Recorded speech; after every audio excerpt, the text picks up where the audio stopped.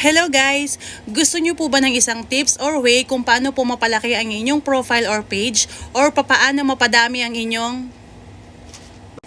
So kung interesado po kayo sa topic natin ngayon, just stay at panoorin nyo po yung video na to hanggang dulo. Disclaimer lang po, hindi pa po ganun kalakihan ang bahay ko at isa lang din po akong baguhang content creator kagaya nyo. Gusto ko lang pong magbigay ng tips, baka magamit din po ninyo at maging effective po sa inyo kasi effective po talaga to sa akin.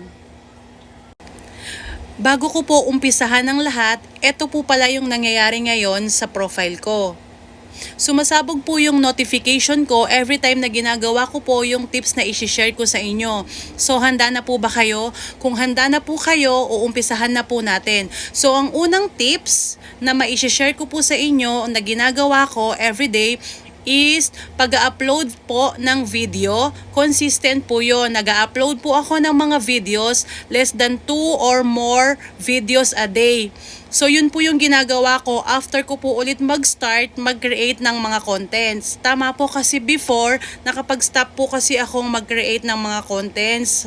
Nag-stop po ako siguro mga 7 months. Pero ngayon, nagbabalik loob po ako at handa ko na pong umpisahan lahat ng nasimulan ko po dati. So yung pangalawang tips po na ma-share ko sa inyo is nakikipag-engage po ako sa ibang mga content creator. Yes po, tama po ang narinig nyo. Engagement is the key para mapansin po tayo ni algorithm.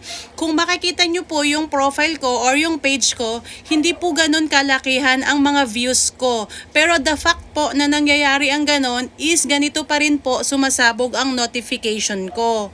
After ko po kasing mag-upload ng mga videos, umiikot po kasi ako sa ibang mga content creator, sa reels ko man yan or sa newsfeed ko at ina-assure ko po na nagiiwan po ako ng bakas sa lahat ng mga videos na napapadaan sa wall ko. Followers ko man po yan or hindi. So kung may natutunan po kayo sa video na to, please like and share my videos para makita din po ng ibang mga content creators at magamit po nila ang aking mga tips na na-share po sa inyo. Hanggang dito na lang po. Salamat!